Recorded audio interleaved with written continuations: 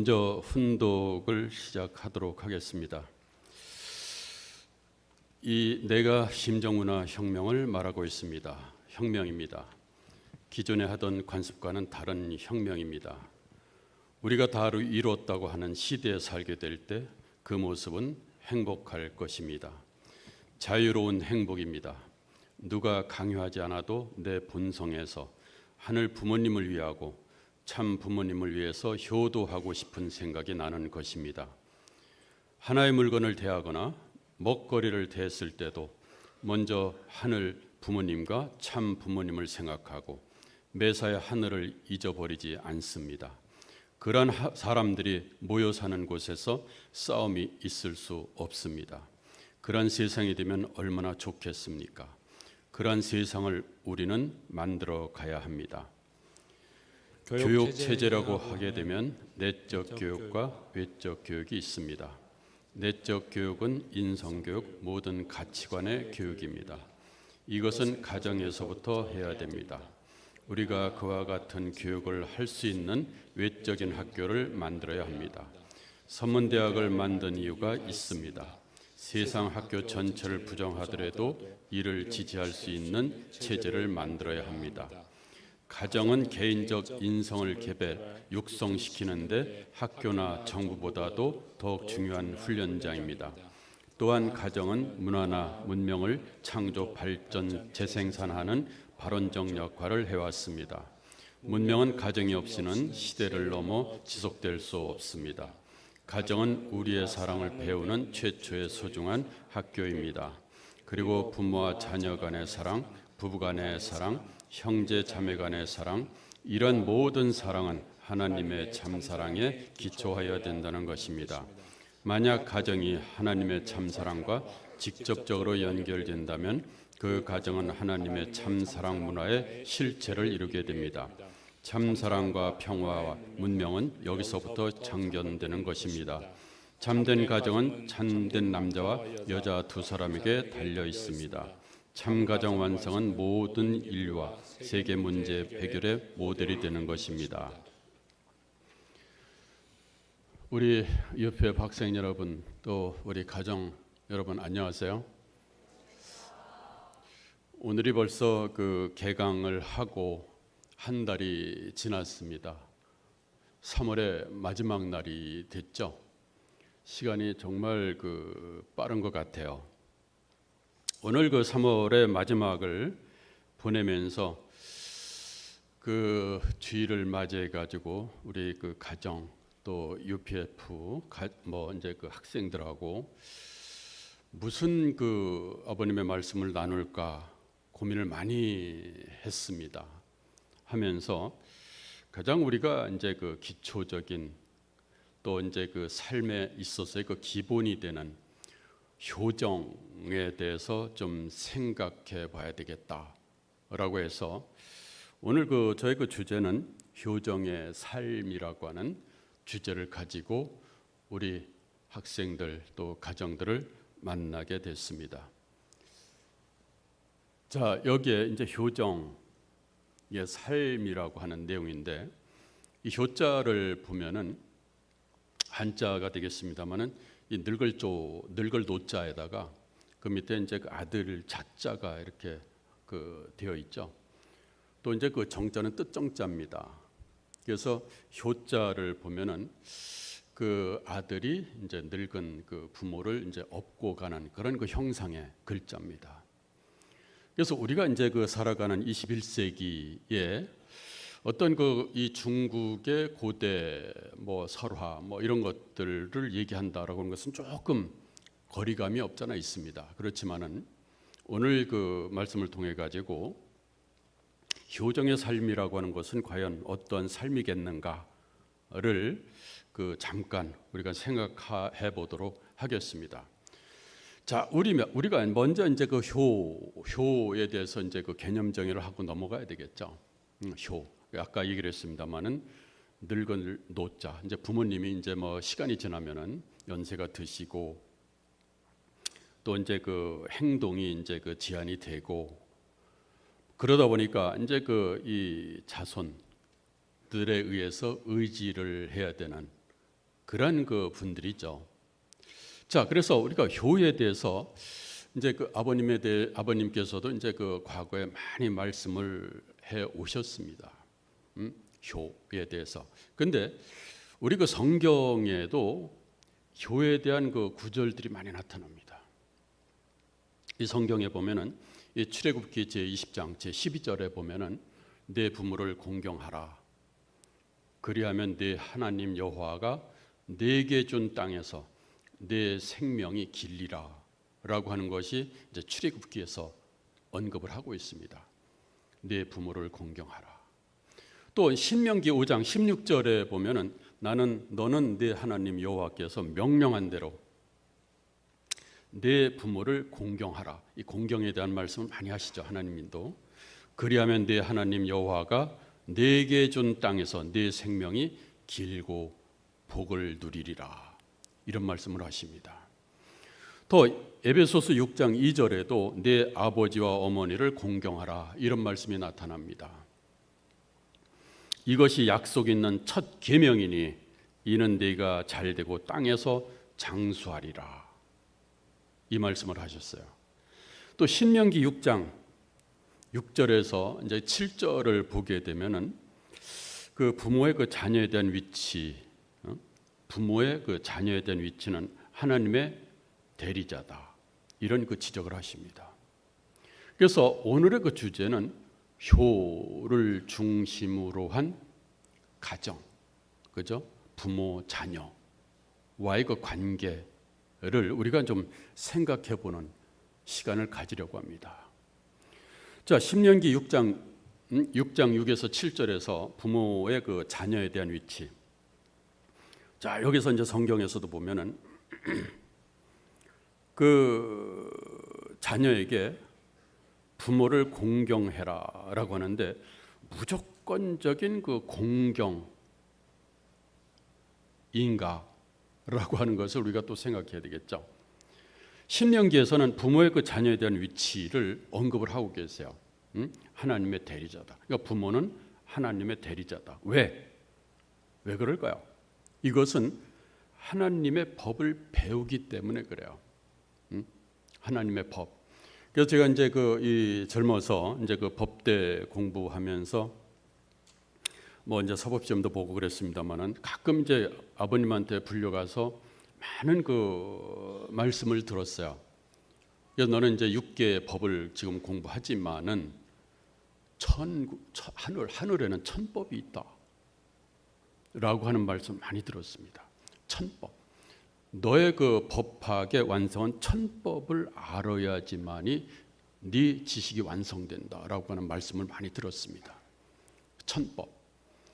그래서 저는 이제 그 인간 세상의 그 법을 공부를 하면서도 그럼 천법이 무엇일까라고 하는 것 지금도 뭐 고민 가운데 하나입니다. 하나님의 법을 배우기 때문에 부모의 그 위치는 하나님의 법을 배우기 때문에 그렇다라고 하는 거죠. 그래서 자녀는 뭐 이제 부모에게 이제 순종하고 경험함으로써 또 효를 행해야 되고 또 부모는 하나님의 그 대리자로서 이 자녀를 하늘의 입장에서 뭐 교양, 그죠? 교양에서 이제 뭐 교양과 이제 훈계로서 잘 양육해야 될 숙제가 있습니다. 책임이죠, 그죠? 책임 분담이라고 하는 것이 우리가 이제 그 원리를 하나 이제 그 뜯어서 보면은 우리 이제 그 성경과 이제 연결시켜서 많은 그 이 해석을 할 수가 있습니다. 부모의 그 책임 분담.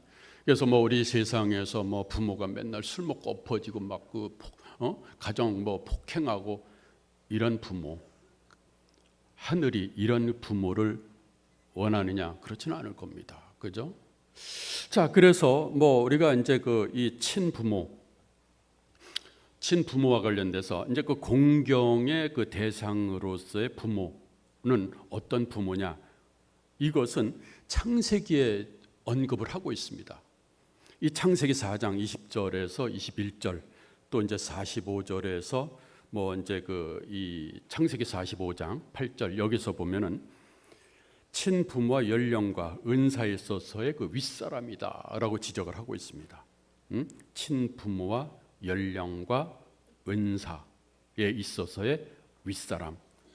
그러면 우리가 이제 그 이 효정의 삶을 우리가 이제 그 살기 위해서 뭐 우리 이제 그 학생, 우리 이제 UPF 학생들도 이제 그 축복받고 이제 나이 들고 성년이 되면은 이 과정이에요. 이게 이제 그 자연적인 과정이라고 생각할 수도 없잖아 있겠습니다만은 우리가 이제 그 원래선 섭리사적인 어떤 섭리 노정 뭐 이런 얘기를 많이 하죠.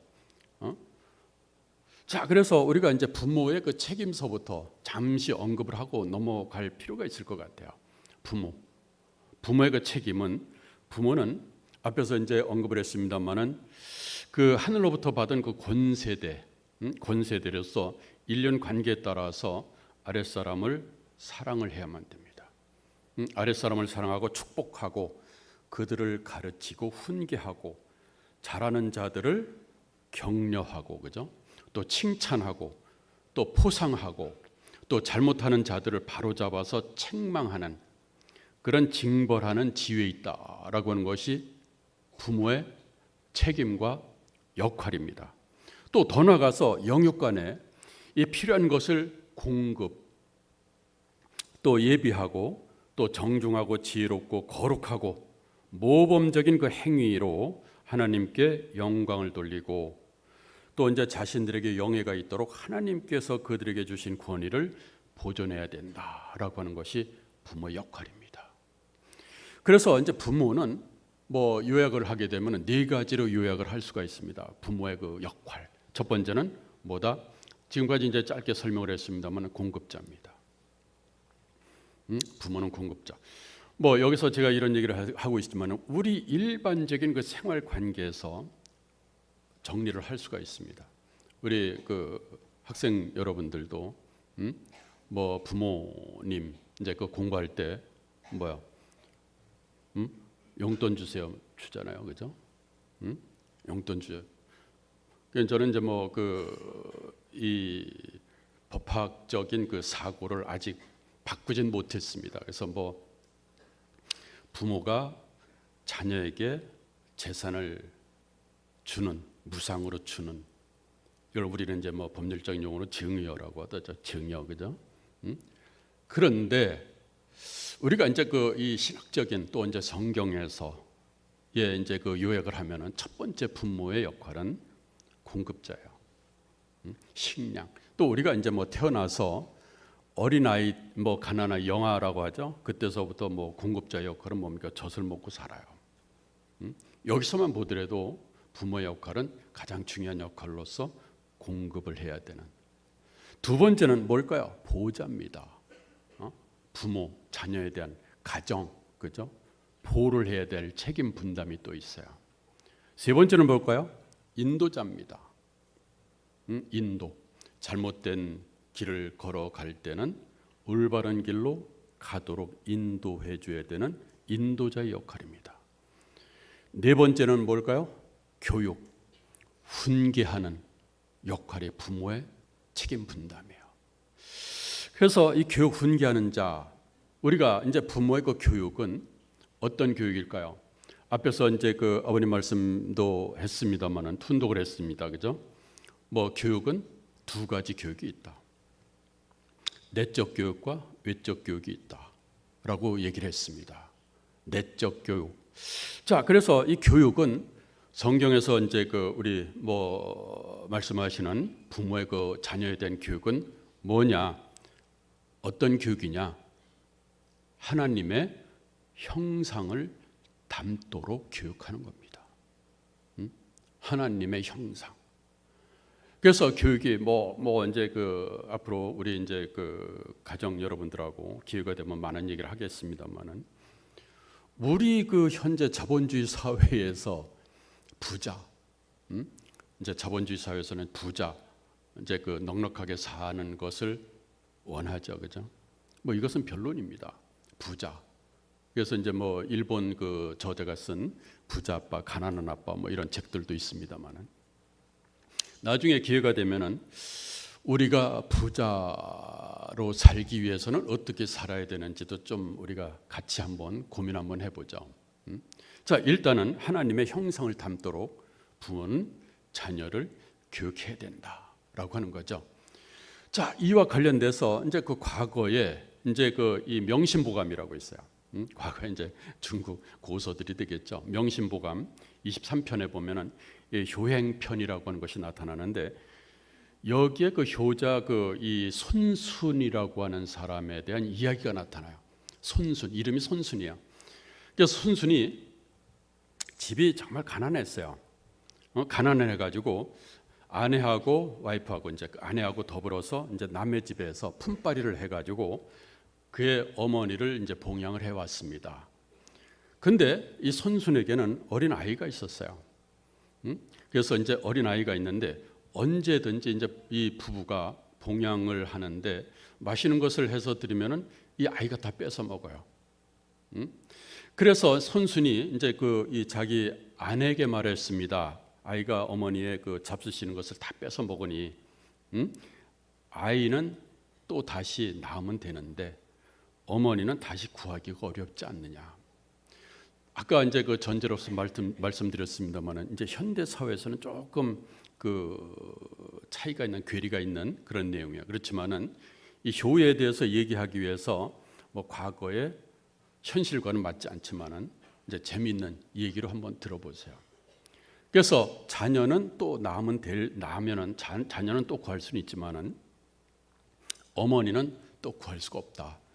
자, 그래서 아이를 얻고 이제 그 이 중국 귀솔산에 이제 그 귀솔산 북쪽 교회로 가가지고 그 아이를 묻어버리려고 그랬어요. 잔인했죠, 그죠? 그래서 이제 땅을 파고 이제 묻으려고 했는데 땅을 파다가 보니까 이상한 그 돌로 만든 종이 나타나요. 돌종이죠, 석종. 돌종이 이제 나타나가지고 깜짝 놀래가지고선 야, 이거 이상하다 해서 그 돌종을 캐서 두들겨 보니까 소리가, 아름다운 소리가 멀리 퍼져 나가는 겁니다. 그래서 야, 이게 이제 그 종을 쳐보니까 이제 소리도 많이 아름다운 소리가 나고, 그러다 보니까 이제 그 아내, 손순의 아내가 이 귀한 물건을 이제 그 얻은 것이 아마 우리의 그 복적 하늘의 어떤 계시인 것 같다. 그래서 우리 그 애를 땅에 묻는 것은 옳지 못하니까 옳지 못합니다. 이제 아내가 이제 그 자기 남편에게, 손순에게 얘기를 했어요. 그랬더니 손순도 그런 것 같다 해서 아이하고 종을 가지고 이제 집으로 와서 집에 이제 대들보에 이제 돌종을 매달았습니다. 돌종을 매달고 돌종을 치니까 이 종이 멀리까지 퍼지는 거예요. 아름다운 그 종소리가. 뭐 우리가 이제 그 돌로 만든 그 종을 치면은 소리가 안 나죠, 그죠? 근데 하여튼 이 우하니까, 그죠? 소리가 멀리까지 퍼졌답니다. 그래서 이제 임금이 이 종소리를 듣고 야, 이상하다. 그래서 임금이 이제 신하들에게 왜 이게 무슨 종소리냐 물어보니까 이제 이 신하들이 이제 그 얘기를 했습니다. 이런 그 내막을 얘기를 하니까 임금이 하는 말이, 옛날에 이 곽거라고 하는 사람이 있었는데 이 곽거가 아들을 묻었을 때 이제 하늘이 이제 금으로 만든 솥을 줬답니다. 금으로 만든 그 솥을 줘가지고 이제는 손순이 아이를 그 묻으려고 하자마자 땅에서 이제 돌종이 나와가지고선, 그래서 이제 과거의 그 이 곽거의 이야기와 오늘날의 이제 손순의 얘기를 맞춰 보니까 야, 이것은 보통 예사로운 그 이야기가 아니구나라고 해서 이제 그 임금이 이제 손순에게 집 한 채, 또 이제 그 해마다 쌀 50석을 이제 하사를 했다라고 하는 이런 그 효에 관한 내용입니다. 또 하나 이제 그 명심보감 23편에 보면은 효행편 속편이 나타납니다. 여기에서도 뭐 어떤 그 얘기냐면 도씨가 나타나요. 이제 성이 도씨인데 이 도씨의 어머니가 병이 나가지고 이제 그 죽기 전에 그 홍시를 드시고 싶었어요. 홍시, 이제 그 홍시를 이제 겨울인데 홍시를 그 찾다 보니까 도씨가 아주 효자였습니다. 그래서 이제 감나무 숲에 가서 이제 그 이 홍시를 찾으니까 계절에 이제 홍시를 찾을 수 있는 계절이 아니죠. 그래서 날이 이제 저문 것도 모르고 이제 그 홍시를 찾는데 호랑이가 갑자기 앞길을 막는 거야. 호랑이. 그래서 호랑이가 앞길을 막으면서 이제 도시 보고 내 등에 타라. 호랑이가 막 그 등을 들이대고 타려는 겁니다. 그래서 도시가 이상하다라고 해서 이제 탔더니 이 호랑이가 이제 그 이 백열이나 떨어진 그런 그 이 산동네 이제 민가의 호랑이가 이제 그 내려주는 겁니다. 내려주고 여기에서 이제 그 투숙을 했어요. 뭔지 영문이 모르니까 이것이 이제 그 괴제반 유흥시라라고 하는 중국어로 되어 있습니다. 한자어죠.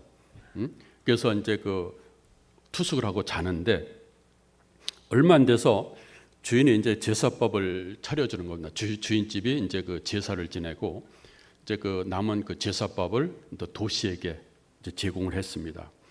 근데 제사밥 그 상위에 홍시가 있었어요. 홍시. 그래서 이제 그 이 도시가 너무 기뻐가지고선 이 홍시에 대해서 물어보니까 이제 그 주막이죠. 그 주인이 말하기를 이 돌아가신 자기 아버지도 이제 그 감을 매우 이제 즐겨서 드셨기 때문에 해마다 이제 그 감 200개를 따 가지고 이제 굴을 파서 저장을 해 두는데 이 5월에 이르면은 5월 달이죠. 뭐 이제 그 여름 직전에 5월 달에 이르게 되면은 상하는 것이 뭐 8개밖에 안 남아요. 익은 뭐 이제 그 상하지 않은 것이 7, 8개밖에. 그래서 그런데 이제 그 이 집주인이 금년에는 좀 이상하게 50개 이상 그 상하지 않은 그런 그 감을 얻은 겁니다. 그래서 참 마음속으로 이제 이상하다. 왜 이럴까?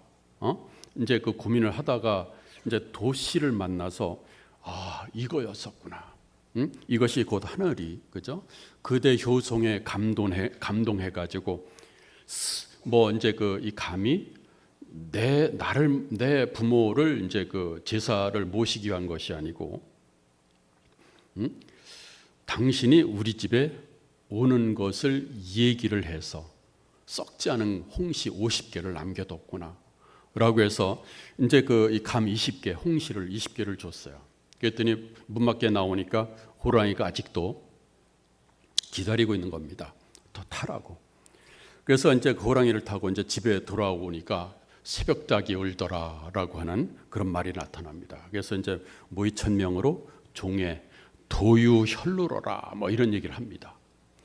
자, 후에 어머니가 이제 그 천명으로 이제 그 돌아가셨는데 그때 도시는 슬퍼서 피눈물을 흘리더라라고 하는 그런 그 얘기가 명심보감에 나타나는 이야기입니다. 그러면 우리가 효정의 삶을 위한 인성은 무엇이냐 이거죠. 효정. 오늘의 주제로 다시 돌아왔습니다.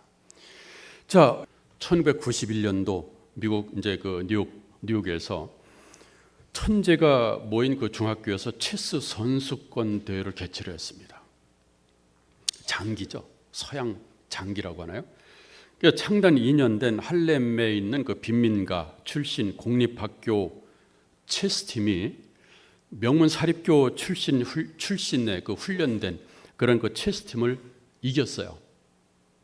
이제 그 뉴욕에 가면 125번가 이제 그 할렘 가가 있는데 거기에 그 평범한 그런 학교의 체스팀들이 명문고를 이겨버렸습니다. 91년도에.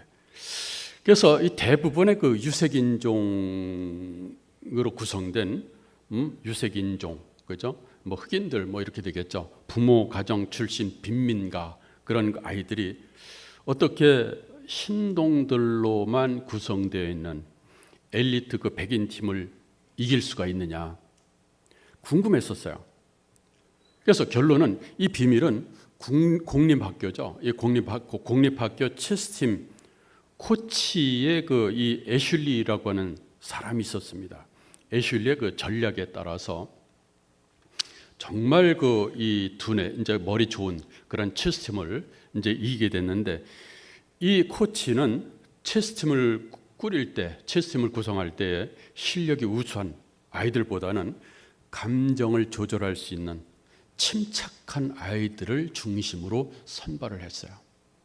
여기서 우리가 이제 그 현대 사회에서도 머리 스마트한, 그래서 우리가 이제 뭐 요즘에 살면서 스마트, 뭐 내 머리가 딸리기 때문에 전화도 스마트폰을 쓰잖아요.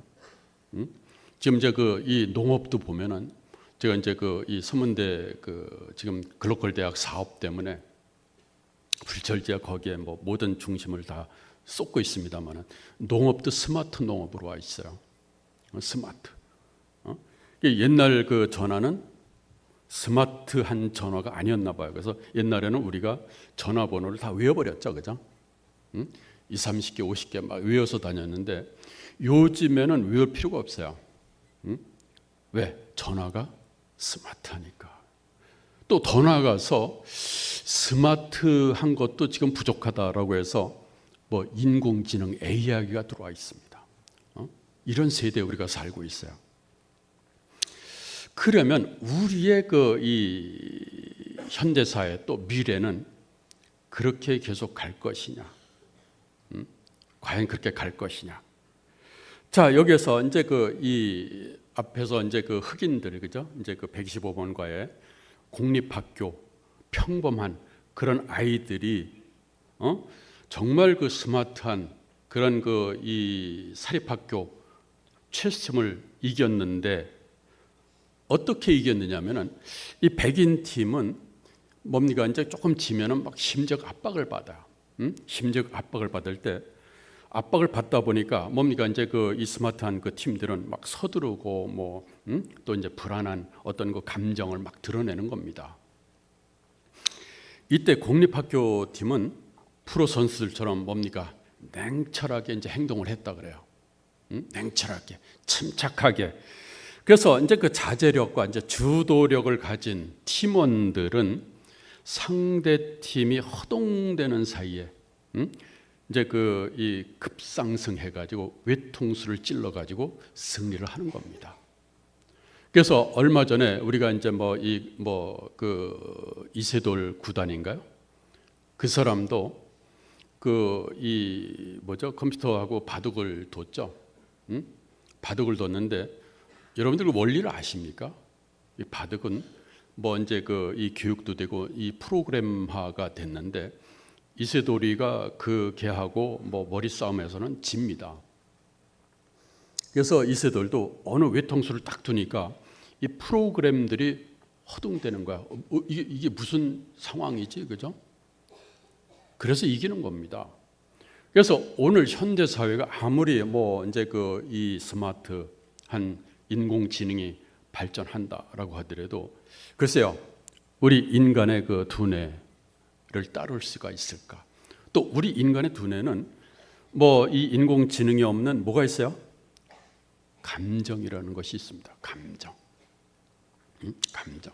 그래서 우리가 이제 효정에서도 뜻정자를 쓰죠. 뜻정자. 자, 그래서 우리가 이제 그 이 공립학교 팀들을 보면은 자, 여기서 이제 그 성공, 승리를 했어요. 우리가 이제 뭐 살아가면서 이기는 승리의 어떤 그 목적을 많이 갖고 있죠.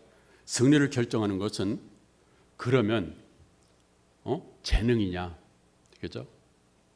인간의 그 재능이냐, 아니면 품성이냐, 또 살펴봐야 됩니다. 재능이냐, 품성이냐. 자, 여기서 우리가 지금도 이제 그 이 K-pop, 뭐 이제 K-culture, 그죠? 그래서 뭐 BTS도 나오고, 저는 아직 BTS 만나보지 못했습니다만은 또 블랙핑크가 나타났어요. 이 글로벌 K-pop 그 스타들, 그죠? 또 요즘에 이제 그 핫한 이슈로서 손흥민, 축구 선수죠, 그죠? 또 이제 그 과거에 그 피겨 그 김연아 뭐 이런 그 스포츠 스타들을 보면은 우리는 열광을 합니다. 그죠? 근데 뭐 저는 그 이 BTS 뭐 이런 그 노래들을 왜 안 듣냐면은 무슨 말인지를 몰라요. 그래서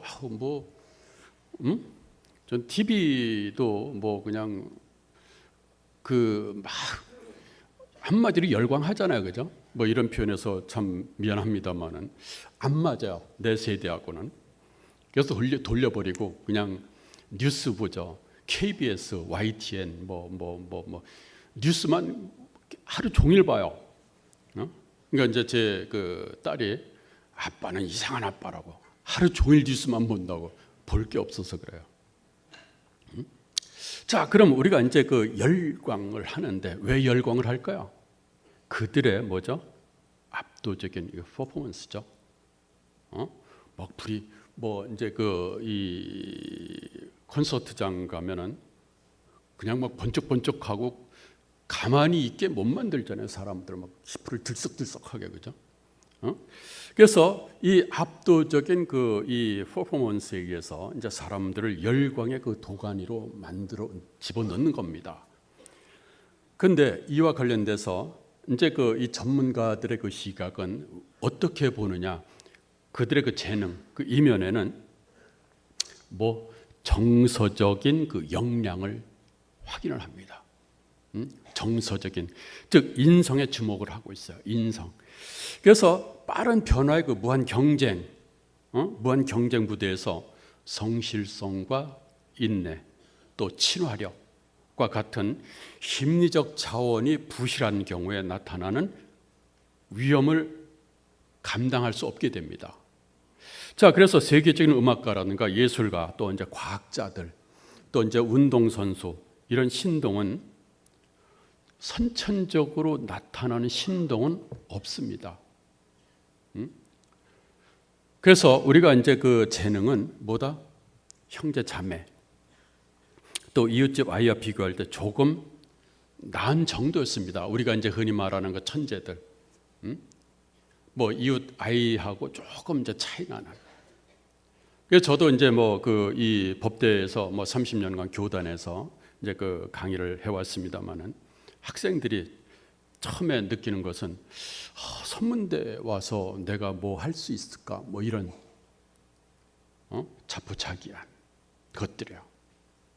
근데 그 이 지식도 중요합니다만은 나는 그 1학년 학생들 만나면은 항상 그 강조하는 것은 발상의 전환을 굉장히 그 중요하게 생각합니다. 모티베이션, 기회, 그죠?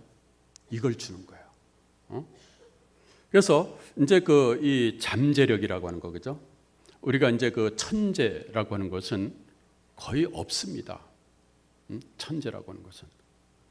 이제 그 이 선문대학교에 왔다라고 해서 뭐 지금도 이제 우리 학생들 가운데서는 뭐 없잖아, 그런 학생들이 있습니다만은 내가 이 대학에 와서 내가 뭘 하겠나? 저는 그때는 이제 얘기를 해요. 자퇴해라. 네가 여기에 왔다라는 것은 네가 뭔가를 하기 위해서 온 거거든요. 그렇죠? 우리 이제 그 UPF 학생들도 마찬가지입니다. 서문대 입학했다라고 하게 되면 어떤 목적이 있어요. 목적 없이 그냥 들어오지는 않습니다. 그래서 우리가 이제 그 이 잠재력이라고 하는 것은, 그죠? 우리 모든 사람들이 갖고 있는 그 잠재력을 끄집어내는 것이 교사, 교수, 선생, 부모의 또 중요한 역할이 됩니다. 여기서 이제 성격하고 이제 품성을 우리는 혼동하면 안 됩니다. 성격과 품성은 달라요. 이 성격은 뭘까요? 평상시 우리가 어떻게 반응하느냐 하는 것이 성격상의 문제입니다. 여러분 툭 치면 어떤 반응이 나타나잖아요. 그런데 품성은 뭘까요? 품성. 그것도 이제 그 이 법학 공부는 아니에요. 품성은 뭘까? 어려울 때 우리가 어떻게 대응하는가의 문제입니다. 품성. 자, 그래서 운명을 결정하는 것은 뭘까? 성격이 아니고 품성이에요. 우리 모든 그 사람들은 잠재적인 품성을 다 갖고 있습니다. 그것을 끄집어 내주는 것이 리더입니다. 리더 역할이에요. 어떻게 자극을 주지 않고 자연스럽게 끌어내느냐라고 하는 거죠. 이 성격은 우리의 그 경향입니다. 경향이지만 품성은 우리가 그 경향을 초래해서 원칙에 충실하도록 도움을 주는 것이 품성이에요. 품성. 근데 여기서 뭐 우리가 조금 더 깊이 들어가면 숙명이라고 하는 것이 또 있어요. 숙명. 제가 이제 그 가끔 지금은 이제 뭐 일을 합니다만은 젊어서 뭐 아버님한테 이제 불려가서 많이 야단도 맞고 이제 교육도 받고 그랬는데 무슨 말씀을 하루는 저한테 해주시냐면은 그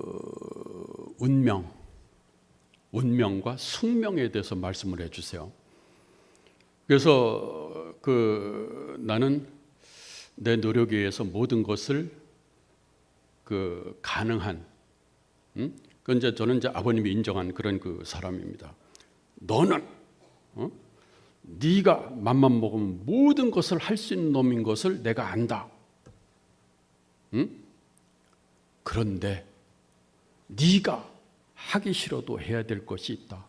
그게 뭐냐? 숙명이다라고 하는 거죠. 운명은 네가 선택할 수 있지만은 숙명은 네가 선택할 수가 없다라고 하는 겁니다. 그래서 그 말씀을 듣고는 그 나의 숙명은 또 뭘까, 그죠? 그 이제 그 젊어서부터 이제 법학만 공부했기 때문에 분석학을 많이 해요. 그 이제 그 사람들하고 대화하면서도 항상 그 핵심은 뭔가 분석을 하는 그런 그 버릇이 있습니다. 나한테는 숙명. 그래서 그 네가 하기 싫어도 해야 될 그런 그 업보죠. 이제 불교에서 얘기하는 업보. 그게 숙명이다라고 하시는 말씀을 지금도 생생하게 기억을 하고 있습니다. 자, 인공지능의 시대입니다. 우리가 지금 현재 뭐 AI 뭐 얘기를 많이 하죠. 그래서 인간의 그 인지적인 기량이 뭐다? 자동화되고 있어요, 지금. 자동화. 모든 것들이. 뭐 집에 이제 그 TV도 보면은 뭐 기가진이 TV 켜줘 그러면 알았습니다. 키잖아요. 인간이 가서 버튼을 누르지 않고 말로만 해도 얘들이 다 알아서 작동하는 시대가 됐습니다. 그러다 보니까 이제 품성 기량이 중요해지는 그런 시대가 됐습니다. 품성, 그죠? 자, 그래서 우리가 이제 그 이 잠재력이라고 하는 것은 뭘까? 이 잠재력은 출발점이 아니고 얼마나 멀리 가느냐의 문제가 잠재력이에요. 잠재력. 여러분들 그 항상 얘기하면서 잠재력에 대해서 얘기를 많이 하죠. 오늘 개념 정리를 다 해드립니다. 내가, 그죠? 이 출발점 재능이 아니고 뭐죠? 내가 얼마나 참고 멀리 갈 수 있느냐. 이것이 잠재력이에요. 적절한 기회하고 또 이제 그 배우고자 하는 그 동기부여. 이 동기부여가 있으면은 누구든지 대단한 성취를 할 수가 있어요. 동기부여. 그러니까 세상은 신동으로 태어나서 세상을 휩쓰는 모차르트가 이제 천재라고 그러잖아요. 이 모차르트보다는 서서히 부상하는 대기만성형 바흐가 더 많습니다. 아주 구체적으로 표현이 있죠. 이 바흐는 굉장히 노력파입니다. 이 모차르트는 태어나서 천재로 태어났습니다. 막 그 이 모차르트 그 뭐 바이올린 뭐 협주곡 뭐 이런 거는 정말 아름답죠. 그냥 걔는 머리에서 막 나왔대요. 이 악보가 막. 그래서 단명을 했지만은 그렇지만은 우리가 사는 세상은 모차르트보다 바흐형 인간이 대부분이다라고 하는 내용입니다. 그래서 우리는 눈에 보이는 어떤 그 이 능력에 집중해 왔습니다만은 인생 초기에 보이는 재능은 천차만별이에요. 그래서 우리가 이제 그 이 미국의 이제 또 스포츠 업계를 가면은 NBA 역사상 가장 뛰어난 그 슈터가 있습니다. NBA 농구죠. 여기에 농구팀이 있는 그 대학으로부터 이제 그 이 스테판 커리라고 하는 사람인데 이 대학 농구팀으로부터 스카우트 제의도 못 받은 사람입니다. 그런데도 불구하고 미국에서 최고의 어떤 슈터가 된 사람들이죠. 또 이제 그 탐 브레이디라고 하는 사람은 NFL 역사상 최고의 쿼터백입니다. 이 쿼터백이지만은 198명의 다른 선수들이 선발되고 나서 마지막으로 선발된 이런 아주 훌륭한 그 사람들이 나타납니다. 자, 코치들은 모두 이 두 사람 재능이 없다라고 판단을 했어요. 재능. 뭐 이제 우리나라 예를 들면은 과거 조용필이 있어요. 조용필이 뭐 이제 그 가수 되기 위해서 뭐 테스트 받으면은 다 떨어졌대요. 넌 안 돼. 목소리도 더럽고 그러니까 넌 가수 못 해. 근데 이 조용필 그 가수가 정말 부산 돌아와야 부산인가? 거기서부터 시작해갖고선 대한민국 가요계를 휩쓸어 가왕이라고 그랬죠, 그죠? 자, 그래서 우리가 이제 코치들은 뭐 이런 사람들이 이제 그 재미없다고 판단했는데 코치들은 이 톰 브레디가 얼마나 강하게 동기부여되어 있는지 또 이제 스테판 커리가 얼마나 품성이 뛰어난 사람인지 뭐 알지 못했기 때문에 이런 결과가 나타난 겁니다. 품성은 성품을 넘어서 기량이 됩니다. 그래서 이제 그 유치원 때 선생님에게 어떤 선생님에게 배웠느냐에 따라서 20살 때 되면은 경제적 능력을 예측할 수 있다라고 합니다. 꼬마였어요. 유치원 선생님을 누구냐. 그래서 훌륭한 유치원 교사로부터 이제 품성이라든가 이제 기량을 배운 학생들은 성공 가능성이 매우 크다라고 하는 거죠. 우리가 이제 그 선생 리더의 역할이 얼마나 중요한 건지 이제 서서히 이제 드러나기 시작하는 거죠. 그래서 훌륭한 유치원 교사는 뭐 꼬마 아이들에게 뭐 그냥 뭐 지식을 전달합니까? 아니죠. 유치원 교사로부터 품성 기량을 배운 그 학생은 성장해가면서 성공 가드를 다립니다. 여기서 중요한 것은 뭐다? 품성이에요.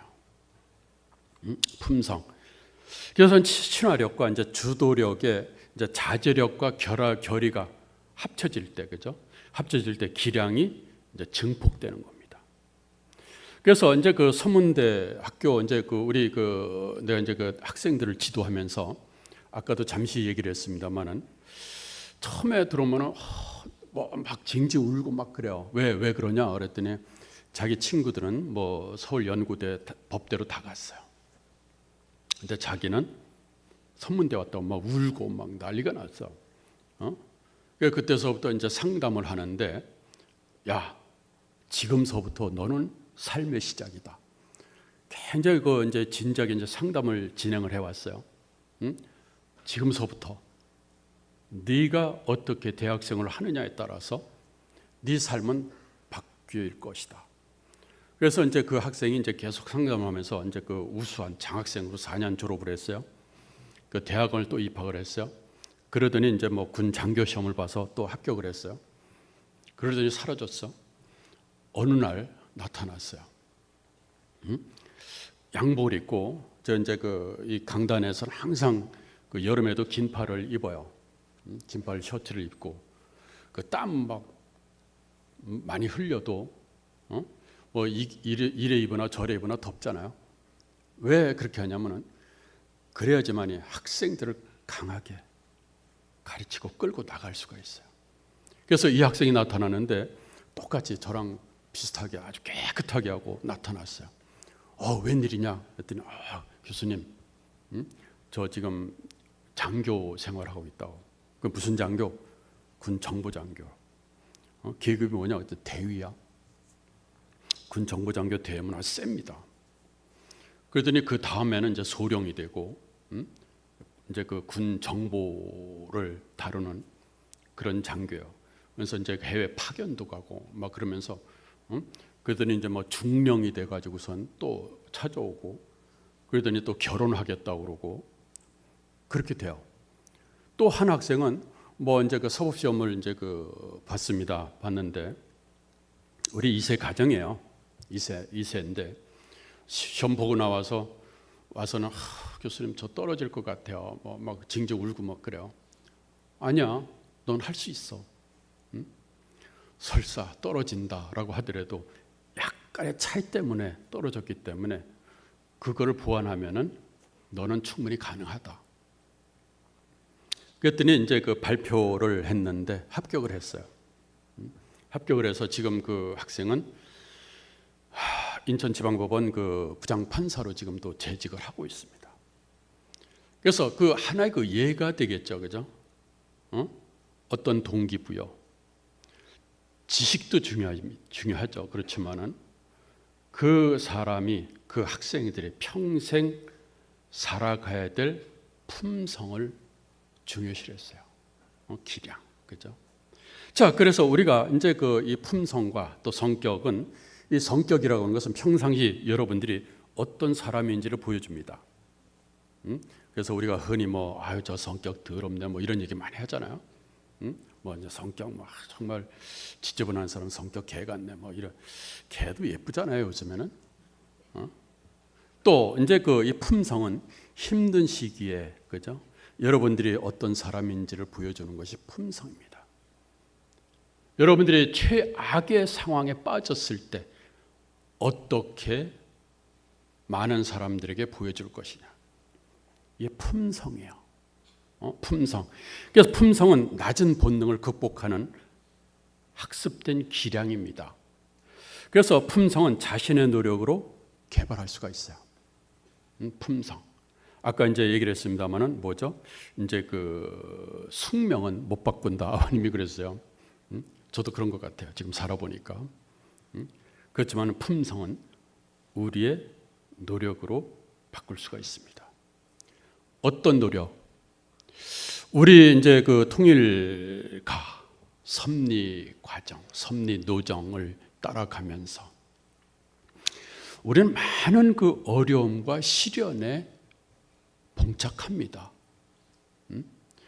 뭐 저 역시 마찬가지예요. 뭐 이제 그 젊은 나이에 고등학교, 중학교, 고등학교 때부터 성화학생을 시작으로 해서 뭐 그 부모님들이 전도 활동을 나가고 집에는 아무도 없어요. 정말 그 어렸을 때 밥을 하면서 눈물에 젖은 밥도 먹어봤습니다. 지금 생각할 수가 없죠, 그죠? 밥을 지면서 그냥 눈물이 줄줄 쏟아져요. 그 내 삶이 왜 이런 삶을 내가 살고 있을까, 그죠?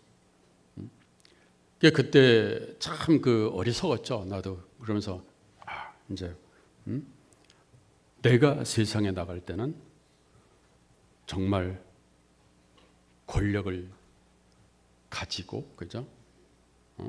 사람들을 밟으면서 살아야 되겠다. 이런 생각도 어리석은 생각이지만 했습니다. 그래서 여기서 우리가 품성이라고 하는 것은 자신의 노력으로 개발할 수가 있는데, 품성을 개발할 수 있는 기초, 기본은 또 뭐예요? 가정입니다. 그래서 우리가 이제 그 이 아버님 말씀 가운데 교육 체제라고 하면은 내적 교육과 외적 교육이 있다. 그죠? 내적 교육은 가정에서 이루어집니다. 외적 교육은 학교에서 이루어집니다. 그러니까 내적 교육은 인성 교육이 아버님 직접 말씀하세요. 인성. 또 모든 가치관의 교육입니다.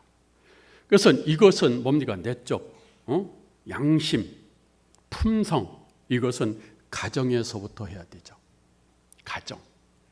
그래서 우리가 그와 같은 교육을 할 수 있는 외적인 학교, 어떤 그 내적인 교육, 풍성한 내적 교육이 완성되게 되면 그 다음에는 외적 교육이 또 필요하죠. 그 외적 교육은 학교가 담당을 해야 됩니다. 학교. 여러분들이 대학을 다니면서 받은 교육은 뭐 돈 잘 벌어서 잘 살려고 했던 것은 아니고 외적인 그 교육입니다. 외적. 나의 어떤 인격체를 완성하기 위한 그런 그 교육이었죠. 그래서 이제 선문대 아버님께서도 이제 말씀하셨는데 선문대학교를 만든 이유가 바로 그 외적 교육을 인간 완성을 위해서 선문대학을 만들었다. 이런 그 말씀을 하시는 거죠. 또 이제 그 가정교육은 개인적 인성을 개발하고 또 육성시키는데 학교나 정부보다 더욱 중요한 뭐다? 훈련장입니다. 그래서 이제 가정은 문화라든가 문명을 창조, 발전, 재생산하는 발원적인 역할을 했습니다. 모든 시작의 출발점은 가정이다라고 하는 거죠. 이 문명은 가정 없이는 시대를 넘어서 지속될 수가 없다. 그래서 가정은 우리가 사랑을 배우는 최초의 소중한 학교다라고 하는 내용입니다. 그래서 우리 이 옆에 학생들 마찬가지입니다. 가정. 일본 유학생들은 이제